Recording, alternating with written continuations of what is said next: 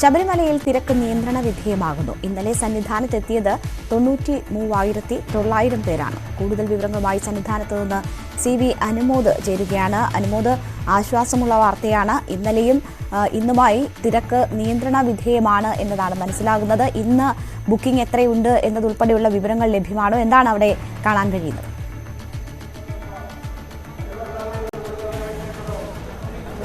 രേണുക, ഇന്നലെ ഏറ്റവും അധികം അയ്യപ്പന്മാരെത്തിയ ഒരു ദിവസമായിരുന്നു എന്നാണ് കണക്കുകൾ പറയുന്നത്. 93,900 പേർ എന്ന് വെച്ചാൽ വലിയ ഒരു സംഖ്യ തന്നെയാണ്.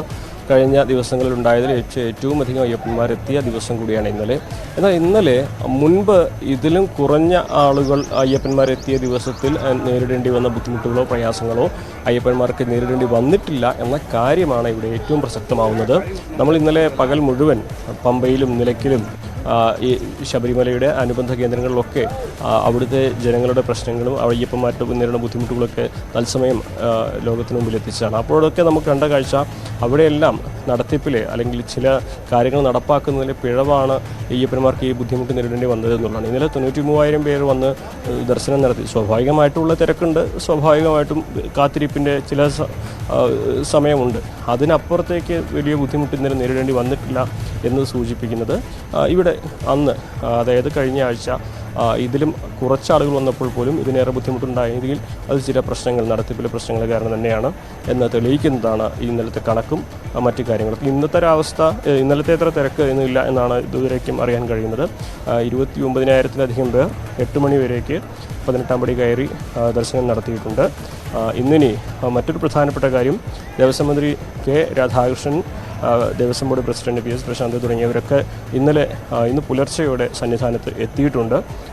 രാവിലെ ഉന്നത അധികൃതരെല്ലാം പങ്കെടുത്തുകൊണ്ടുള്ള അവലോകന യോഗം ചേരും. അതിനുശേഷം മന്ത്രി മാധ്യമങ്ങളെ കാണുമെന്നാണ് അറിയാനാകുന്നത്. ഇന്ന് പുലർച്ചെ 4 മണിയോടാണ് അദ്ദേഹം എത്തിയിട്ടുള്ളത്.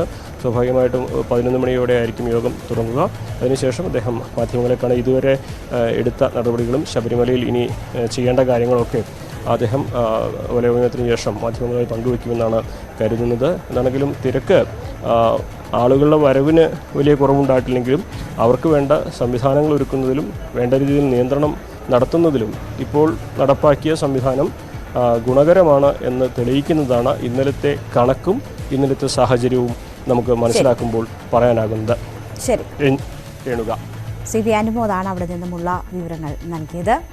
അതേസമയം ശബരിമലയിലെ തിരക്ക് നിയന്ത്രണ വിധേയമാകുന്നുണ്ട് എങ്കിലും നേരത്തെ ഉണ്ടായ സംഭവത്തിൽ സ്വമേധയാ എടുത്ത കേസ് ഹൈക്കോടതി ഇന്ന് പരിഗണിക്കും. വിർച്വൽ ക്യൂ, സ്പോട്ട് ബുക്കിംഗുകളെ സംബന്ധിച്ച തലസ്ഥിതി റിപ്പോർട്ട് പോലീസ് ദേവസ്വം ബെഞ്ചിന് സമർപ്പിക്കും. പോലീസ് നിയന്ത്രണങ്ങളെ സംബന്ധിച്ചും സർക്കാർ വിശദീകരിക്കും. പമ്പയിലെയും സന്നിധാനത്തെയും എക്സിക്യൂട്ടീവ് മജിസ്ട്രേറ്റുമാർ ഇക്കാര്യങ്ങളൊക്കെ പരിശോധിക്കും.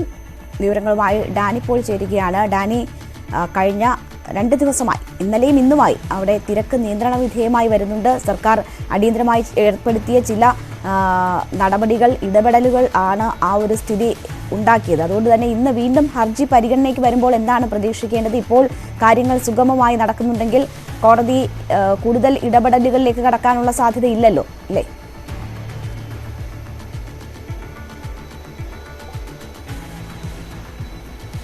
കഴിഞ്ഞ 2 ദിവസങ്ങളിലായി കോടതി കേസ് പരിഗണിക്കുകയാണ്. സ്വമേധയാ എടുത്ത ഹർജിയാണ് പരിഗണിക്കുന്നത്. പ്രത്യേകിച്ച് അതിൻ്റെ ഒരു സാഹചര്യം, തിരക്ക് വർദ്ധിക്കുന്നു. അതോടൊപ്പം തന്നെ മാധ്യമ വാർത്തകൾ ഇതെല്ലാം തന്നെ കണക്കിലെടുക്കുന്നു. അവിടെ പോയ അഭിഭാഷകർ ചില കാര്യങ്ങൾ ദേവസ്വം ബെഞ്ചിനെ നേരിട്ട് ബോധ്യപ്പെടുത്തുകയും ചെയ്യുന്നൊരു സാഹചര്യത്തിലാണ് കോടതി ഇന്നലെ ഇത് 2 തവണ പരിഗണനയ്ക്ക് വരികയും ചെയ്തിരുന്നു. അപ്പോൾ ചില നിർദ്ദേശങ്ങൾ ഈ പരിഗണനയ്ക്ക് വരുമ്പോഴെല്ലാം തന്നെ ചില നിർദ്ദേശങ്ങൾ നൽകുകയും അതനുസരിച്ചുകൊണ്ടുള്ള നടപടികളുടെ തുടർച്ച അതെന്തായിരുന്നുവെന്ന് അന്വേഷിക്കുകയും ചെയ്യുന്നത്. ഇന്നും രാവിലെ ഈ ഹർജി പരിഗണിക്കുക, അതായത് നൽകിയ നിർദ്ദേശങ്ങളുടെ ഒരു തുടർച്ച, അതിൻ്റെ പ്രതികരണങ്ങൾ എന്താണെന്ന് പരിശോധിക്കുന്നത്. കഴിഞ്ഞ ദിവസങ്ങളിലെല്ലാം തന്നെ ഈ വെർച്വൽ ക്യൂവും അതോടൊപ്പം തന്നെ സ്പോട്ട് ബുക്കിങ്ങും ഇത് കർശനമായിട്ട് തന്നെ നിയന്ത്രിക്കണം എന്ന് പറഞ്ഞിരുന്നു. അതിൽ വരുന്ന നിയന്ത്രണമായിരിക്കും ഒരുപക്ഷെ അവിടെ കൂടുതൽ ഫലപ്രാപ്തിയിൽ എത്തുക എന്നതായിരുന്നു കോടതിയുടെ ഒരു നിഗമനമെന്ന് പറയുന്നത്. അപ്പോൾ ഇന്ന് കേസ് പരിഗണിക്കുമ്പോൾ ഇപ്പോൾ നടപ്പിലാക്കിയിരിക്കുന്ന, ഇപ്പോൾ വന്നിരിക്കുന്ന നിയന്ത്രണങ്ങളിൽ എത്രമാത്രം ഗുണം ചെയ്തിട്ടുണ്ട് എന്നതടക്കം കോടതിക്ക് ബോധ്യപ്പെടുത്തണം. അപ്പോൾ അത് ബോധ്യപ്പെടുത്തുന്നതനുസരിച്ച് തന്നെ അതിൽ വലിയ രീതിയിലുള്ളൊരു കുറവ് തിരക്കിനടക്കം നിയന്ത്രണങ്ങൾ കൊണ്ടുവന്നതിനടക്കം ഒരു വലിയ ആശ്വാസം അവിടെ വന്നിട്ടുണ്ടെങ്കിൽ അതിൽ കൂടുതൽ കാര്യങ്ങളിലേക്ക് കടക്കാൻ ഒരുപക്ഷെ കോടതി സാധ്യതയില്ല. കൂടുതൽ വിമർശനങ്ങളോ അല്ലെങ്കിൽ മറ്റ് നിയന്ത്രണങ്ങൾ കടുപ്പിക്കണമോ എന്ന് പറയാനൊരു സാധ്യത കുറവാണ്.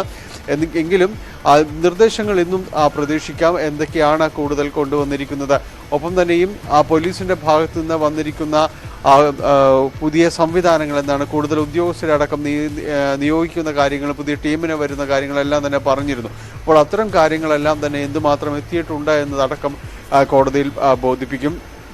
ഒപ്പം നിലയ്ക്കലിലും മറ്റ് ലാഹ ഇലവുങ്കൽ റോഡ് തുടങ്ങിയ ഭാഗങ്ങൾ കണമല തുടങ്ങിയ ഭാഗങ്ങളിലെല്ലാം തന്നെ വന്നിരിക്കുന്ന ഗതാഗത പരിഷ്കാരങ്ങൾ അത് ചിലപ്പോഴെങ്കിലും വലിയ രീതിയിൽ ഭക്തർക്ക് ബുദ്ധിമുട്ടുണ്ടാക്കുന്നു എന്നത് പറഞ്ഞിരുന്നു. ഒപ്പം KSRTC ബസ്സുകൾ കൂടുതൽ വിട്ടുകൊടുക്കണമെന്ന് നിർദ്ദേശിച്ചിരുന്നു. ഇത്തരം കാര്യങ്ങൾ സംബന്ധിച്ച് പത്തനംതിട്ട എൻഫോഴ്സ്മെന്റ് RTOയുടെ നിർദ്ദേശം നൽകാനായിട്ട്, അത് വിലയിരുത്തിക്കൊണ്ട് റിപ്പോർട്ട് നൽകാനായിട്ട് പറഞ്ഞിരുന്നു. ഈ വസ്തുതകളായിരിക്കും ഇന്ന് കോടതിക്ക് മുന്നിലേക്ക് വരിക.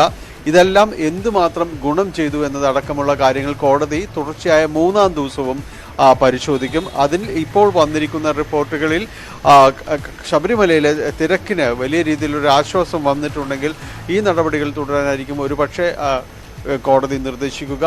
ക്യൂ കോംപ്ലക്സിലടക്കം നടപ്പിൽ വരുത്തുന്ന പരിഷ്കാരങ്ങൾ, അവിടെ കാത്തു നിൽക്കുന്നവർക്ക് വെള്ളവും ഭക്ഷണവും ലഘുഭക്ഷണവും നൽകുക എന്നതടക്കമുള്ള നിർദ്ദേശങ്ങൾ നൽകിയിട്ടുണ്ട്. ഇതെല്ലാം കർശനമായി പാലിക്കുന്നുണ്ടോ എന്നതടക്കം കാര്യങ്ങൾ കോടതിക്ക് ഇന്ന് ബോധ്യപ്പെടുത്താൽ മറ്റു നടപടികളിലേക്ക് നീങ്ങാനുള്ള സാധ്യത കുറവാണ്. തീർച്ചയായും. എന്തായാലും ഇന്ന് കോടതിയിൽ വരുന്ന മറ്റൊരു കേസ് കരുവന്നൂർ കള്ളപ്പണ ഇടപാടുമായി ബന്ധപ്പെട്ടുള്ളതാണ്. അതിന്റെ വിശദാംശങ്ങൾ കൂടി അറിയണം ഡാനിയിൽ നിന്ന്. ഞാൻ തിരിച്ചെത്താം.